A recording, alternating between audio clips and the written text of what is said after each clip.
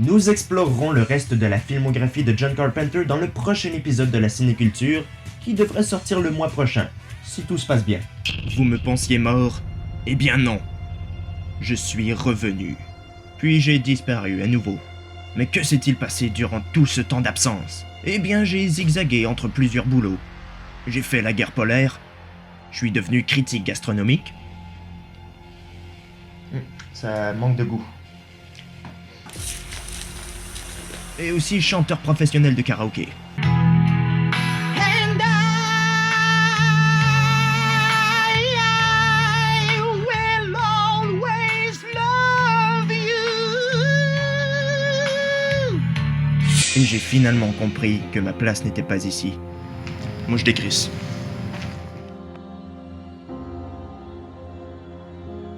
Laurent, écoute. Ça a trop duré là. Il faut que tu reviennes. Maintenant. Je sais, Anto, mais... c'est difficile. Pour revenir, il me faut un acolyte. Un acolyte beau, grand, fort et avec une énorme... Attends, c'est quoi ces conneries? C'est pas moi qui ai écrit ça? Non, en fait, ça s'est vraiment passé comme ça. Ça fait un moment que je ressens un grand vide à l'intérieur, Anto. J'ai pas l'impression que je vais dans la bonne direction et ça me manque de faire des vidéos. Et je me sens aussi coupable auprès des abonnés de pas en sortir aussi souvent qu'avant. Je sais. Tu nous manques, Laurent. À moi aussi. Ça me manque de faire des vidéos avec toi comme avant, tu sais. Le bon vieux temps. Tu dis que ça te manque, alors lance-toi. Je suis prêt à t'accompagner s'il le faut. Ça sert à ça, les amis. Merci, Anto. Vraiment. Maintenant, reste à savoir quel film on va aborder pour mon retour.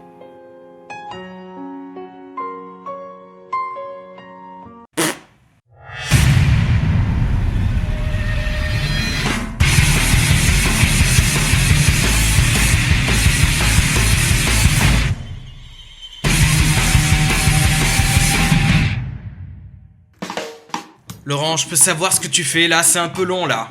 Oui, une petite minute, Anto. Il faut que je sois sûr de tous les avoir. Et pourquoi tu veux critiquer des films inconnus ou des nouveautés que personne n'a vues? Les bons vieux classiques, tu les oublies? Oui, non, mais ça va, j'en ai beaucoup parlé déjà, je les ai presque tous... Et Evil Dead 2?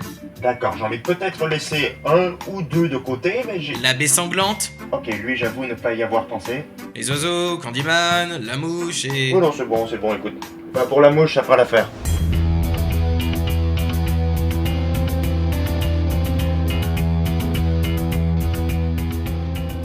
Ouais, ça m'avait manqué aussi. Salut à tous et bienvenue à ce nouvel épisode d'Horreur Critique. Et aujourd'hui, on s'attaque à un monument du cinéma. La mouche de David Cronenberg. Remake du film éponyme de 1958 qui était...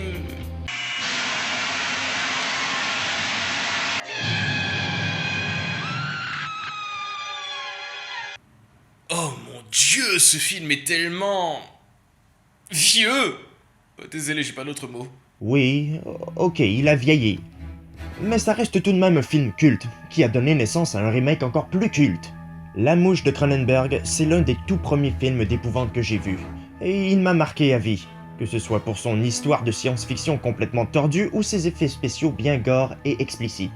Ouais, effets spéciaux bien gore et explicites, la raison principale pour laquelle mes parents m'ont interdit de regarder ce film quand j'étais petit. Mais bon, vu que j'étais avide de sensations fortes dans mon enfance, j'ai décidé de regarder en cachette la VHS du film quand j'avais 5 ans. Vous pouvez même pas imaginer à quel point j'ai regretté cette connerie pendant mes multiples nuits blanches.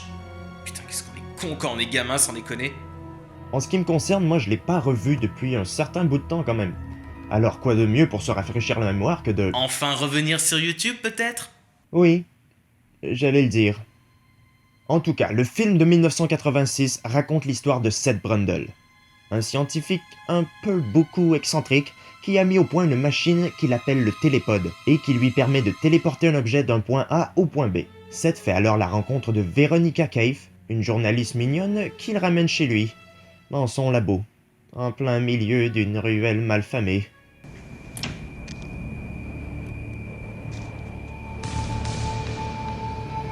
C'est ici? C'est moins sale à l'intérieur. Ok, je ne sais pas si c'était coutume de faire ça en 86, mais en 2019, c'est légèrement flippant. Brundle montre son invention à Veronica, puis il souhaite passer au niveau supérieur. Et par niveau supérieur, je parle bien évidemment de l'expérience de téléportation, hein. Car à quoi bon téléporter des objets quand on peut téléporter des êtres vivants? Après une série de tests à petite échelle, Seth décide d'essayer la machine sur lui-même. Et là, on connaît la suite. Une mouche s'introduit dans le télépode, et lors de la téléportation, les atomes de l'insecte fusionnent avec ceux de Brundle, le transformant peu à peu en monstre. Très franchement, je trouve qu'on a assez bien modernisé l'histoire. Le scénario reste fidèle à celui d'origine, mais n'hésite cependant pas à prendre certaines libertés par rapport à celui-ci. Et c'est tant mieux, j'ai envie de dire. Ça sert à rien de faire une copie conforme d'un film en guise de remake. Oui, vous vous sentez visé peut-être ? Ouais, mais surtout il ne faut pas oublier que le film de 58 n'était qu'une série B. La version de Cronenberg, elle, se veut plus poussée, plus crue et plus intelligente. Ce qui explique le fait qu'elle soit souvent considérée comme étant bien meilleure que la version d'origine. Et pourtant, lorsqu'on a décidé de revoir le film, Laurent et moi, on n'a pas pu s'empêcher de se marrer. Ouais, mais en même temps, vous avez vu les têtes qu'il fait, Jeff Goldblum ? Oui, vous venez avec moi dans mon labo? Regardez-le, il ressemble à Kylo Ren.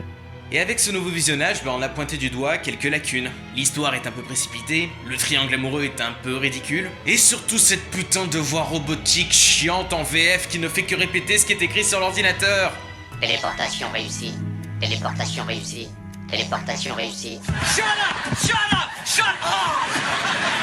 Mais au final, au fur et à mesure que le film avançait, on s'est surpris à arrêter d'être léger avec le film et on s'est laissé porter.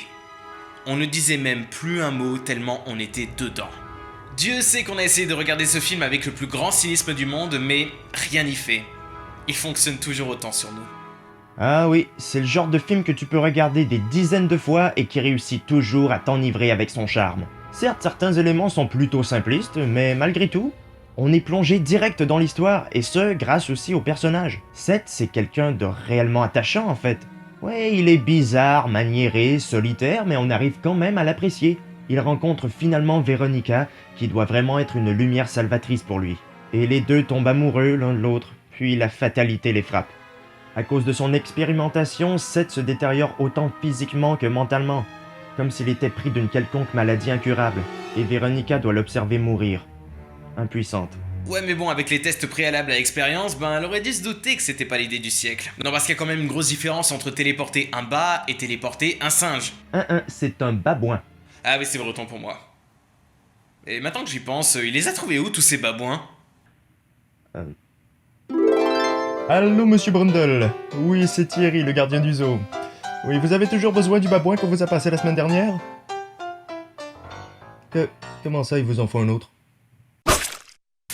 L'évolution de Brundle Mouche se fait lentement, nous permettant ainsi de le voir changer de caractère. Et ceci bien aidé par la formidable performance de Jeff Goldblum qui est à fond dans son rôle. Il oublie ce qui est bien et ce qui est mal. Car comme il le dit, les insectes n'ont pas de politique. Il ne tient plus compte de ses sentiments car ils disparaissent peu à peu. L'insecte devient donc plus fort que l'homme. Moi je dis qu'il faut voir le bon côté des choses. Grâce à son ADN de mouche, Seth il est plutôt en forme.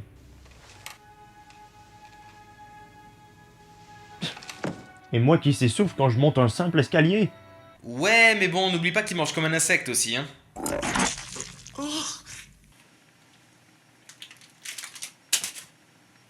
Il y a d'autres éléments assez perturbants, comme Veronica qui découvre qu'elle est enceinte. Et Brundle Mouche est le père. Non mais vous imaginez un peu la panique qu'elle doit ressentir. Elle ignore si le bébé sera humain ou insecte. Non mais on se sent vraiment en stress pour elle. Vous imaginez, vous avez quelque chose qui se développe dans votre corps et vous savez même pas ce que ce sera. Allez, poussez, poussez! Félicitations, madame, vous avez donné naissance à... un aspicot. L'ambiance de ce film est sublime, simple certes, mais tellement efficace. Cronenberg, il adore exploiter les sujets de transformation génétique et de métamorphose. Il nous l'a déjà montré dans plusieurs de ses films. On est à la fois intrigué et inquiet concernant le sort de Seth. On le trouve cool au début, il est plus fort, plus confiant, mais on sait que son côté mouche finira par prendre le dessus, c'est inévitable. Et pourtant, à chaque visionnage, on a hâte de le voir se transformer en monstre. Oui, le spectateur est un enfoiré. Son état physique correspond à son état mental tout au long du film. Là, il va bien. Là, il va moins bien. Et puis là... Burk. Mais malgré tout, même lorsqu'il est complètement monstrueux, il réussit tout de même à faire ressortir une certaine part d'humanité dans les scènes qui sont extrêmement touchantes. Regardez-moi ça, putain, c'est beau et en plus c'est bien fait. C'est quand même incroyable à quel point ce film n'a pas pris une ride. Et ça on le doit grâce au travail titanesque et réussi de l'équipe en charge des effets spéciaux. Il a fallu quand même 4 heures pour maquiller Jeff Goldblum. Les trucages sont gore et dégueux à souhait tout en restant réalistes. Et sans non plus être dégoûtant pour rien. Parce que Cronenberg amène des éléments certes perturbants mais de façon progressive et intelligente et qui servent à l'intrigue. C'est pas la peine de nous montrer des scènes gore pour le plaisir. Ça m'a dissuadé de jouer au bras de fer pendant des années. Ce sont vraiment les effets spéciaux de ce film qui m'ont le plus marqué quand j'étais jeune. Et en le revoyant, je comprends très bien pourquoi. Certains font le reproche que ce genre d'effet pratique, ça a un côté plastique trop prononcé ou un aspect mécanique trop visible. Mais sincèrement, est-ce que vous voyez autre chose que des effets pratiques pour ce film-là ? Je pense que ce serait beaucoup moins troublant si c'était fait avec des images de synthèse. On en a eu la preuve d'ailleurs avec le remake de The Thing, Comme quoi les anciennes méthodes, parfois c'est les meilleures. Ce film, c'est l'une des plus grandes œuvres du cinéma. Et même si j'apprécie énormément le film de 1958, ce remake restera à jamais l'un de mes films d'horreur fétiches. Et là, je crois même pas qu'il s'agisse d'une question de nostalgie. Parce que oui, on a découvert le film très jeune et on le connaît presque par cœur, mais si je l'avais découvert la semaine dernière, je crois que je l'aurais tout autant aimé. Et vu que le film a rencontré un grand succès, bien entendu, on a eu droit à une suite. Que personne n'avait réclamé, et qui d'après mes souvenirs n'était pas fameux. Ah oui, c'est le film avec Eric Stoltz là qui joue le fils de Brundle, qui essaie de combattre son ADN de mouche en transférant ses gènes dans un autre corps humain de façon hyper réaliste. Ouais, celui-là. Bon, après pour être honnête, il faut quand même avouer que c'est pas aussi naze que d'autres suites qu'on a eu droit,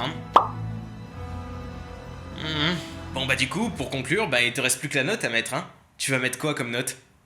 Je crois que c'est assez évident que je vais lui donner un 10.